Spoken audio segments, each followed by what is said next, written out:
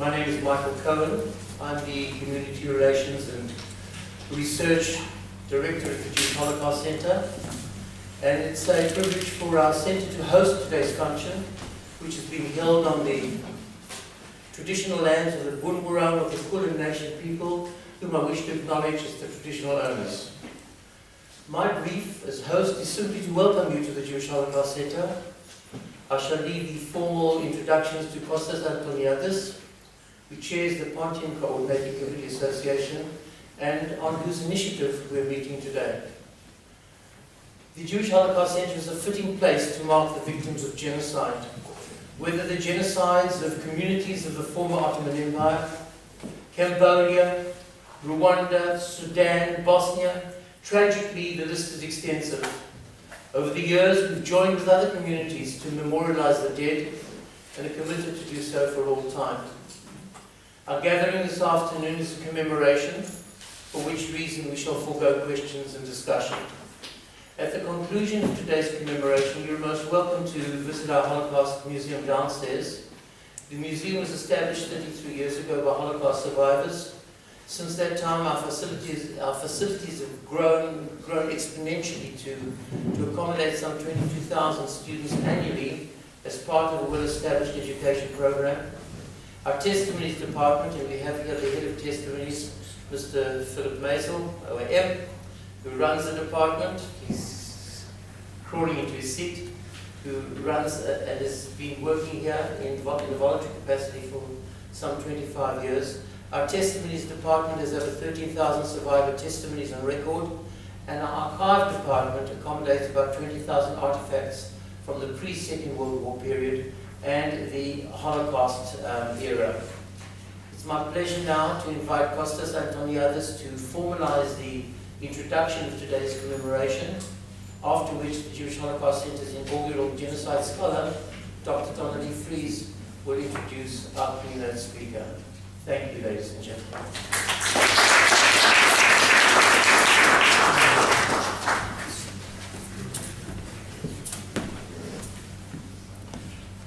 Thank you, Michael.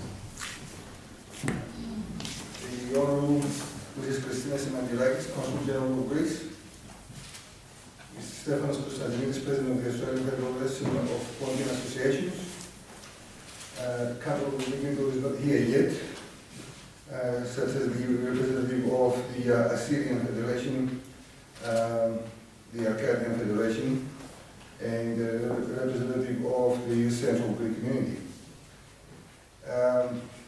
As Australian Hellenes, we believe,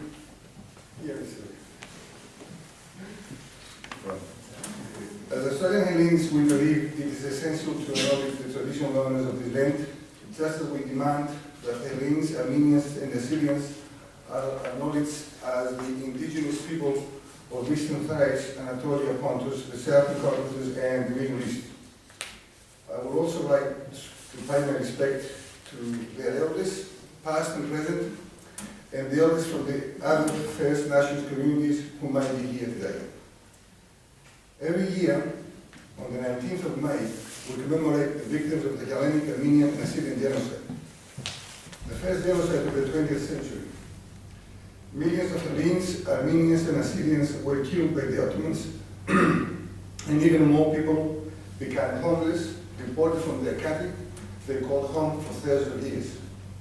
It is the first time we are holding a function to commemorate these victims at a non-Hellenic center, and that's not coincidental.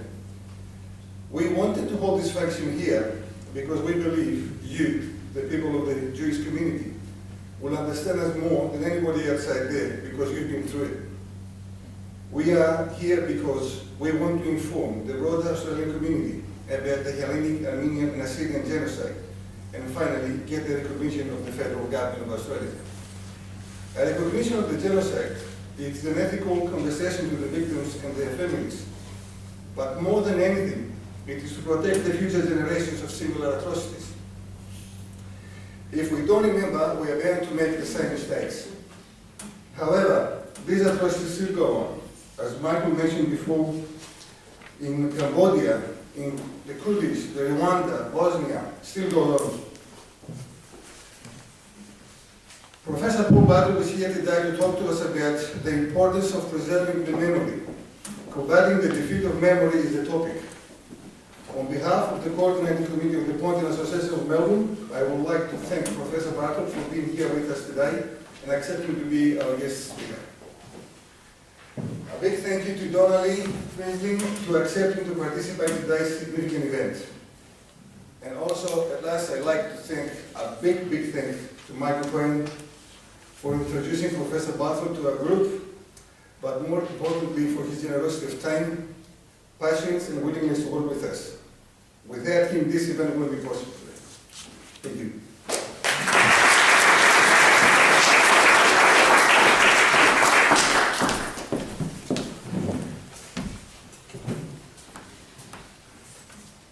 Good afternoon, my name is FRIEZE and I'm the Genocide Studies Scholar here at the Holocaust Centre, and it is my great pleasure to introduce to you our keynote speaker for this afternoon, Dr. Paul Bartrop, who is Professor of History and Director of the Centre for JUDAIC, Holocaust and Genocide Studies at Florida Gulf Coast University, Fort Myers. He has published numerous books and scholarly articles. Paul has been a member of the International Association of Genocide Scholars and was for many years the Australian representative on the International Committee of the Annual Scholars Conference on the Holocaust and the Churches. He is a past member of the Editorial Advisory Board of the International Journal Genocide Studies and Prevention, a member of the Editorial Advisory Board of Holocaust and Genocide Studies, a member of the Advisory Board of the Genocide Education Project California, and senior consultant here at Melbourne Jewish Holocaust Centre. In 2008, he was named Friend of the Armenian Community, and in 2011 won an Excellence Award from Melbourne's Assyrian community for his work in promoting genocide awareness and education. Dr. Bartrop is currently Vice President of the Midwest Jewish Studies Association and is a past President of the Australian Association of Jewish Studies. My pleasure to introduce to you Professor Paul Bartrop.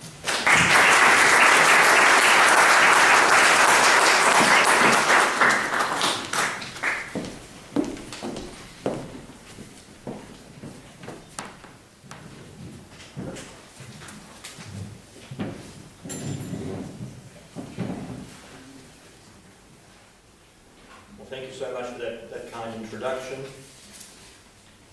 I'm honoured to have been invited to speak here this afternoon. Madam Consul General, distinguished guests, there are so many distinguished guests I saw on the list. There's many presidents of various kinds, and I want to acknowledge you all.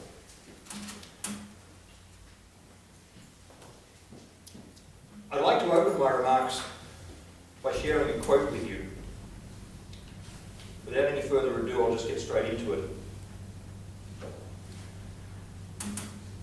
The military arrived in the village on a Saturday. The men were working in the fields. The women were inside their houses. There were hundreds of soldiers. They gathered the men and brought them to the courthouse, where they locked them inside. The women and children were locked inside a church. The men could hear the rattle of machine gun fire and the screams of the women. The women were being raped. The soldiers took the children and smashed their heads against the ground. Then the soldiers rested. The massacre was a lot of work. The soldiers closed the door on the building and chatted. Later, they would kill everyone inside. The village was razed. It was never reconstructed. That account came from a book of personal accounts of genocide that I edited in 2014. It contains a number of images that might sound familiar to you. And yet it doesn't come from the historical experience of Greeks at the hands of the Ottoman Turks and their allies during and after World War I. In listening to the account, you might well have identified features from the history we're here to commemorate this afternoon. However, this account doesn't come from the Greek genocide, which I acknowledge as such, but rather it came from a survivor of the genocide that took place in Guatemala, in Latin America, at the beginning of September 1982. When the soldiers in that country committed their atrocities, they acquired what we might call spiritual ancestors from decades before in a country thousands of miles away. They were virtual teachers, we might call them. Virtual teachers of genocide. And they were the perpetrators of genocide from the Ottoman Empire. Clearly, while all historical events have their own distinctive characteristics, the horror of inhumanity is and remains universal. In 2008, after 6 years of hard work, two colleagues from mine from the United States and I published a 2-volume dictionary of genocide. It had been a huge undertaking. We wrote it, we didn't edit it. And it ranged from ancient times through to Darfur. How many people think of Darfur these days? So many things have been overtaken in the meantime. The entry on the Greek genocide at the hands of the Turks, which was just under 300 words long, there's not an awful lot you can write in 300 words, referred to how successive, amongst other things, referred to how successive Turkish governments, through until today, have denied that the genocide ever occurred. I wanted to be sure that this reference was included in the entry, so that readers would be aware of the ongoing denial campaign. My co-authors of the dictionary, both outstanding scholars of genocide in their own right, had barely even heard of the genocide of the Greeks of the Ottoman Empire. I found myself having to rescue history and to ensure that the experience of the Greeks was not lost altogether on a wider population that had no memory. In other words, historical amnesia. As we know, from poorly remembered historical events, it is only a short step to outright denial of these events. The Greek community, as well as the Armenians and the Assyrians, know this only too well. What were the features that linked these three Christian peoples so closely together at the beginning of the 20th century in the Ottoman Empire? To start with, there's a remarkable similarity between the three experiences in Ottoman Turkey after 1915. In fact, where the Greeks were concerned, it began even earlier. 1913 perhaps, but certainly 1914. Some historians have even argued that the three experiences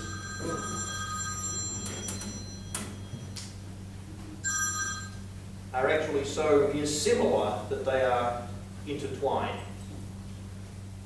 It might be said with a hat tip to Dr. Cohen, inextricably intertwined. We used to teach together, and that was one of the things we always used to say to our students. All three peoples were subjected to massacre, deportation, physical dismemberment, torture, and other atrocities.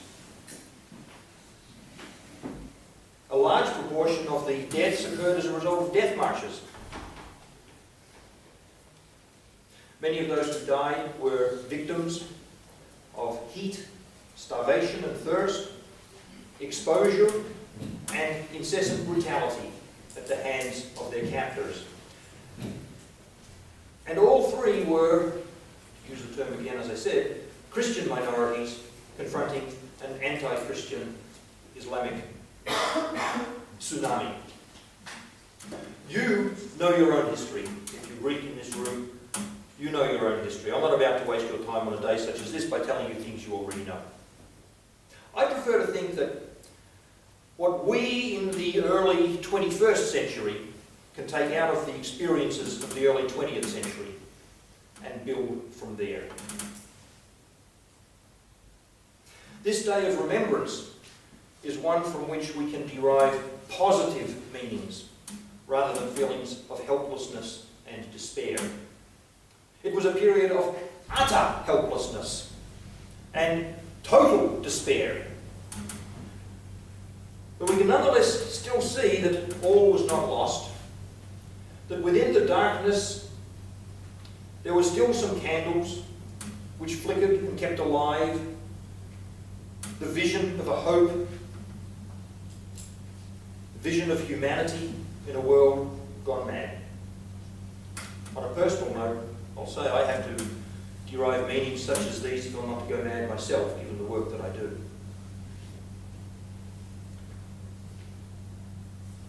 Ladies and gentlemen, we're here today in this wonderful museum, a memorial to the Holocaust of the Jewish people.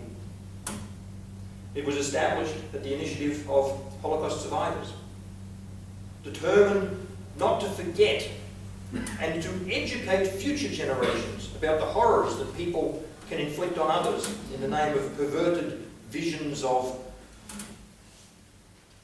human perfectibility. The historical experience of the Jewish people at the hands of those who would have destroyed them between 1933 and 1945 has been told so many times that I won't even begin to start going over it again today. One survivor of the Nazi Holocaust against the Jewish people was the late Elie Wiesel, of blessed memory, who died just last year. As a child from the Hungarian town of Siegen, he experienced the Auschwitz and Buchenwald concentration camps and witnessed the death of his father and saw that his mother and one of his sisters had also been murdered at the hands of the Nazis. In 1986, Elie Wiesel was awarded the Nobel Peace Prize. At his Nobel lecture, the day after he had accepted the prize, he spoke about the astonishment of those of his generation. The astonishment that those of his generation held when they looked at the state of the world just a few decades after the liberation of the death camps. He said in that address, I want to quote it to you direct, if someone had told us in 1945 that in our lifetime religious wars would rage on virtually every continent, that thousands of children would once again be dying of starvation, we would not have believed it. Or that racism and fanaticism would flourish once again.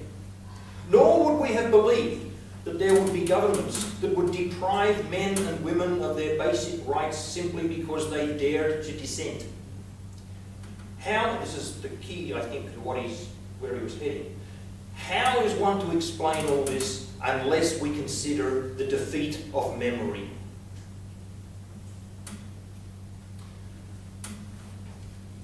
I think it's a pretty telling quote. It's to combat this defeat of memory that we must all dedicate ourselves and rededicate ourselves, I think. Not with regard to any single case of genocide, but to all cases of massive human rights abuses, of genocide and crimes against humanity. And yet, in spite of the horrible experiences of the 20th century, war is still with us, as is intolerance. It seems as though racial hatred and ethnic murder have never featured more prominently. Have never featured more prominently in so many people's daily lives than over recent decades. Why should we remember all these bad things from the past? Is this the kind of thing that can make for a positive vision of the world in which we're living? So many times people have asked me, Professor, how can you spend your whole career studying and teaching about this stuff? Or, Professor, doesn't this make you depressed? Well, yes, it does. Sometimes I sit in my office and something will creep up on me and hit me over the head like with a baseball bat, and I'm sitting in my office blubbering like a baby as I read various things. I thought I'd seen it all until I'd read it all. It makes me depressed, but above all, it makes me angry. Angry that these things happen, of course, but angry also that people do not seem to learn from what has happened before, and that humans continue to subject the innocent to mass murder and destruction for no other reason than that they exist. So we need to study, we need to teach about such a subject, and to remember for the sake of the future. On this day of remembrance and memorial, we have a responsibility not only to recall those who perished, but to know why we do so. Of course, in any event such as this, we will remember for our own sakes. We'll remember for families lost, for the people who were killed, for the generations unborn as a result. But it doesn't begin or end with this day alone. I would argue that we must remember because we dare not forget. Ignorance will triumph if we forget. Hatred, intolerance, bigotry, discrimination, and brutality will again become fashionable if we forget. Above all, perhaps, democracy will become vulnerable if we forget. A fragile democracy is not an effective democracy. In a society where pessimism predominates, citizens can lose hope for the future and seek simple solutions to complex questions. Where such solutions are offered, there are always going to be people whose opinions are shouted down. A community valuing a variety of viewpoints can become transformed into one in which only a single viewpoint is permitted. And we all know where that can lead. In the words of the acclaimed novelist L.P. Hartley, the past is a foreign country. They do things differently there. While this is true enough, there are times when the present can be pretty frightening too, and pretty foreign with it. I'm looking across the room here to the young people that are here, and when I say young people, I don't mean sort of young like me. To the young people here this afternoon, I'd say that you not only see the world in a different light from that which my generation did, and even more that of your grandparents, but you have an entirely purpose-built infrastructure, the internet, through which to see it. Through social media, with Facebook, Twitter, Instagram, LinkedIn, Snapchat, Pinterest, Reddit, Tumblr, I don't know what any of those words mean, and many others, you discuss every possible issue. Living in a virtual reality universe, constructed in cyberspace, complete with hypertext links that can open up things to you that often might not have even thought about before you began. You forever lament a lack of speed in a world where faster is better and fastest is perfection. Given this new world built around speed and haste, however, there's a great need for us to all take a step back every now and again to catch our breath and take stock. If we want to know where we're heading, we do need to know where we've come from. Not to do so, I think, is simply to float aimlessly through time and space. The trap we face now, with everyone running around doing their own thing, is that it's hard to keep our eye on the big picture. This is why it's so vitally necessary. Again, I'm speaking to the younger people, but why not stop it there? Why not speak to everybody? We all do our best to apply ourselves to the task of transmitting the central values of your heritage to those who are following in your footsteps. That's an interesting phrase, following in footsteps. Soldiers are aware of the need to follow in the footsteps of those who go before them when walking through a minefield. The person who goes ahead breaks a path for those yet to come, who know the path has been made safe by the footsteps of those in front of them. Is that what we're doing for the minefields, the next generations? I say that as plural, generations must negotiate. When I ask young people of today's generation to remember the martyrs of genocide, am I simply expecting that you'll want to take the same path as earlier generations, follow their footsteps? I think you'd like to be shown why it's in your interests to do so. Why you should remember and memorialise the things that your parents and grandparents hold so dearly. In short, I think you have a right and a need to know whether those of my generation are serious when you're asked today to remember the events of a century ago.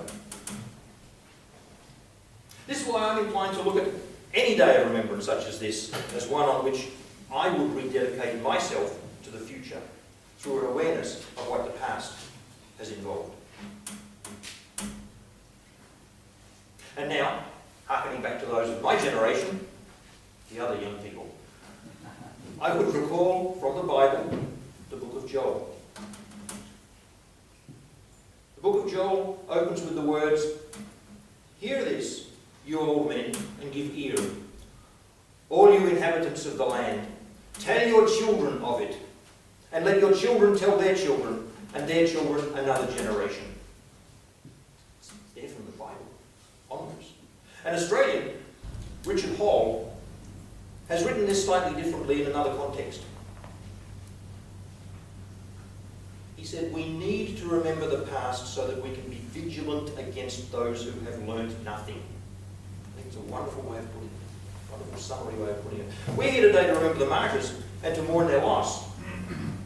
But the challenge is to go one step further than this. A people's identity is not only measured through a model of death, it's also important to embrace life. Those who have gone before would have wanted that for themselves, and we do their memory a disservice if we seek anything less for ourselves and the generations to come. I work in the area of what's become known as genocide studies. What we may ask is the meaning of that word, that term, genocide studies. As Dr. FRIEZE would know, she and I have been doing this for some time, it embraces quite simply an enormous range of possibilities. It can include nothing less than the political, social, economic, intellectual, religious, military, cultural, environmental, sexual, technological, you name it, you've got it, history of a people in their relationship to others. It can include the nature of a people's victimization at the hands of another group, as well as their responses to that victimization. It can also include the memory of that victimization by future generations. How that memory is perpetuated, as well as what form that memory takes. Above all, genocide studies embraces the way in which a people views itself. As a victim people, yes, but also with hope for the future. And the knowledge that they still exist in spite of the efforts of those who would have destroyed them. When you think about it, genocide studies offers up a vast range of possibilities. Not to wallow in death, but to celebrate life. Because after all, we're still here. We cannot escape our history. It is what it is. We can't change that. However, while we study what happened in our past, we can also use that past in order to try to make both ourselves and our communities and the world a better place because of the knowledge of the awful things that have happened in that past. A great deal of academic research has gone into the causes and consequences of genocide. But in recent times, much of the focus has explored why it is that states do or do not intervene to stop genocide once it's taken place.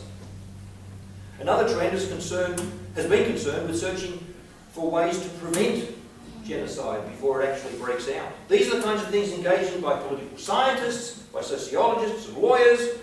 They point to a very real new direction in the study of genocide, namely ways to stop it, either before it starts or very soon after this. To be effective, however, all such studies require one important ingredient: memory. Unless new initiatives can take place themselves within a historical context, you might just as well be discussing some abstract theory instead of the real experiences of real people. That's my job as a historian. But it can just as easily be argued that it's everyone's task as well. I remember vividly an exchange I had with a friend of mine many, many years ago. We'd been school friends together, and we met up again sometime after. My friend was of Armenian background. We talked about the Holocaust and the Armenian genocide. He told me how impressed he was that awareness of the Holocaust seemed to be so well entrenched in popular understanding, and he hoped that one day people would know as much about the Armenian genocide as they did about the Holocaust. When I asked him why he thought not many people were aware of the Armenian genocide, but that the Holocaust was better understood, he replied immediately, I'll quote him direct, "Because your people," he's talking about the Jews, "because your people have been better organised than us. You write more, you publish more. The Holocaust is more out there for everyone to see and learn from." That's what he said, well, words to that effect. To which I had to reply, "So your people should do the same thing. It isn't a competition. The world must know, and it won't know unless you inform it."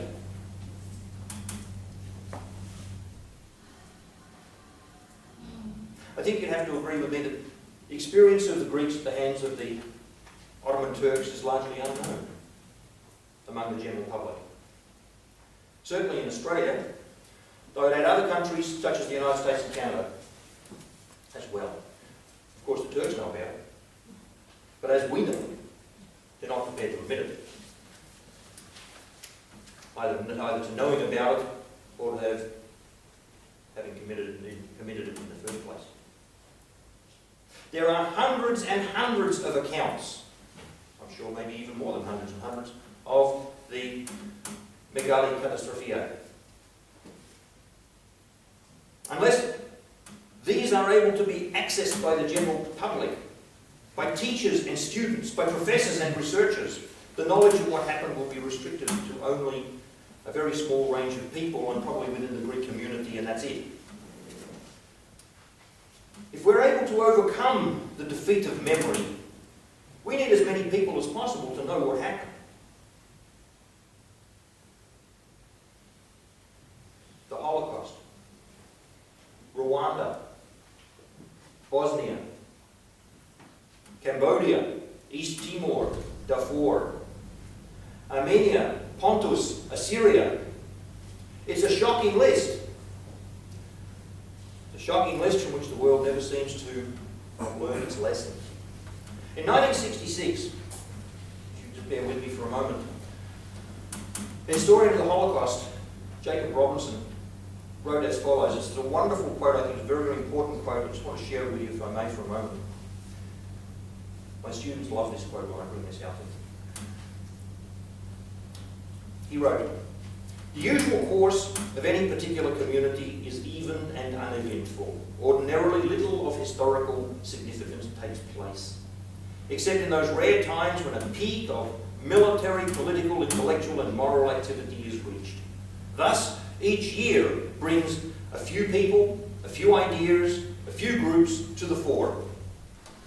But the era of genocide is quite different.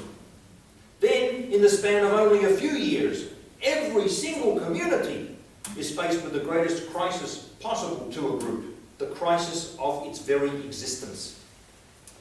Every single community reaches its peak of activity, calls upon its deepest spiritual resources, brings forth its ultimate answers to the questions of life and death, of relations between man and God. What we need to do, according to Professor Robinson, is rescue not a year from history, but 1,000 years of history in the space of a year. My position is a simple one. If we do not seek to record all that happens during such a time, if we do not seek to make it known, and then to demand that that history is understood and acted upon, we're not fulfilling our duty to those whose lives were lost and who are unable to speak for themselves. If we are to rescue the genocide from darkness, if we're to overcome the defeat of memory, we must all work to bring into the light these events and not allow them to disappear. We owe it to the martyrs, we owe it to our children, we owe it to generations yet unborn. Several years ago, I met the main person in the United States, I'd say the main person in the United States, responsible for rescuing the history of the Greeks at the hands of the Ottoman Turks and bringing it to a broader audience. Some of you might be known, she might be known to some of you here today. Tia Harlow, seeing people nodding around the room, is a member of the second generation whose mother had survived the genocide of the Pontic Greeks.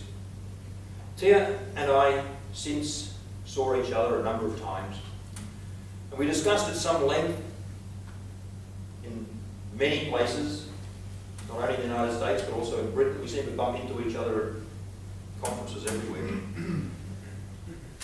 We discussed at some length the nature of genocide and how it is that victim populations have so much in common. She, like me, was also interested in memory and the defeat of memory.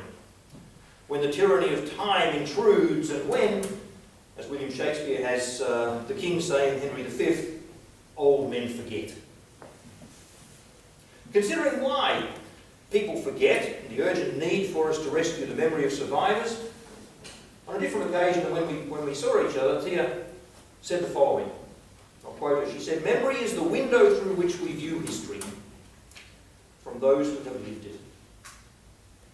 She said, perhaps we can say that memory is the soul of history, for the survivors of these historic events can also give us an insight into what they felt and dreamed and hoped for and how they pieced together their shattered lives.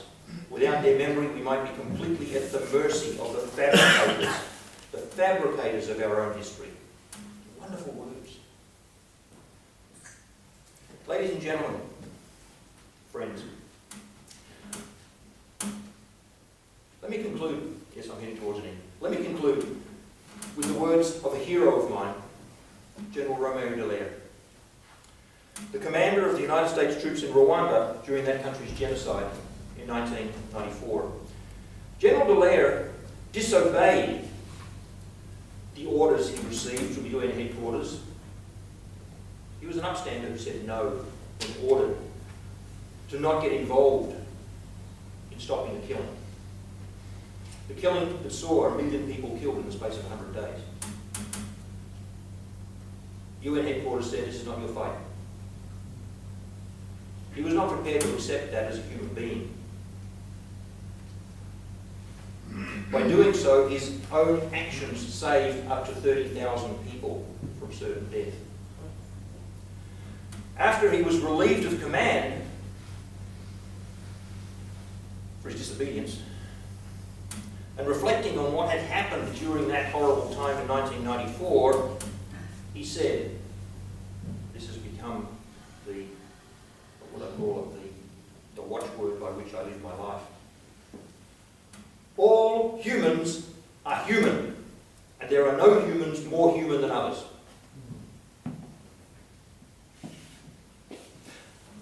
I think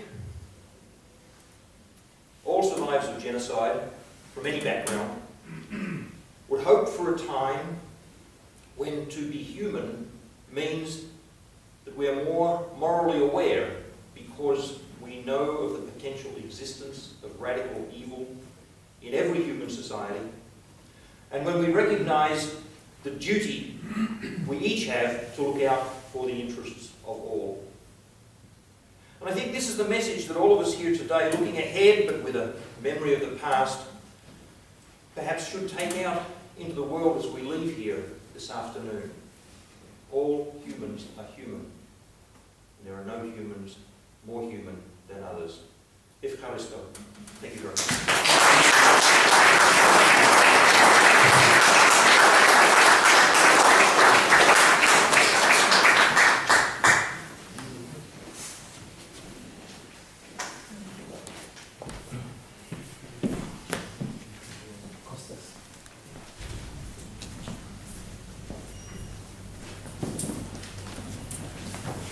Thank you, Paul.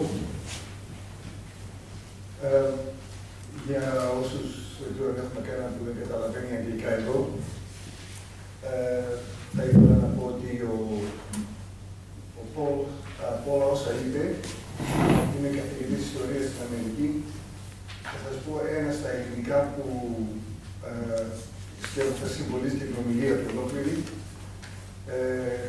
το οποίο του το είπε η Θέα Χάλο, με την οποία συνεργάζεται πάρα πολύ, και είπε ότι το να διατηρήσουμε τη μνήμη μας ζωντανή είναι ένα παράθυρο μέσα του οποίου κοιτάμε την ιστορία.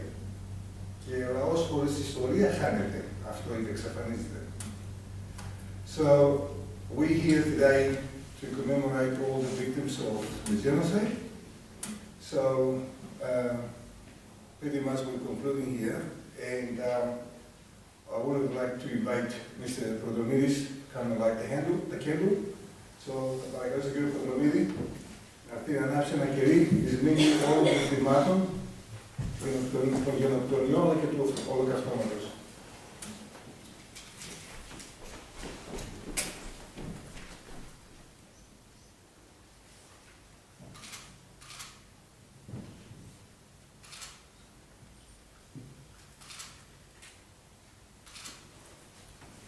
Thank you.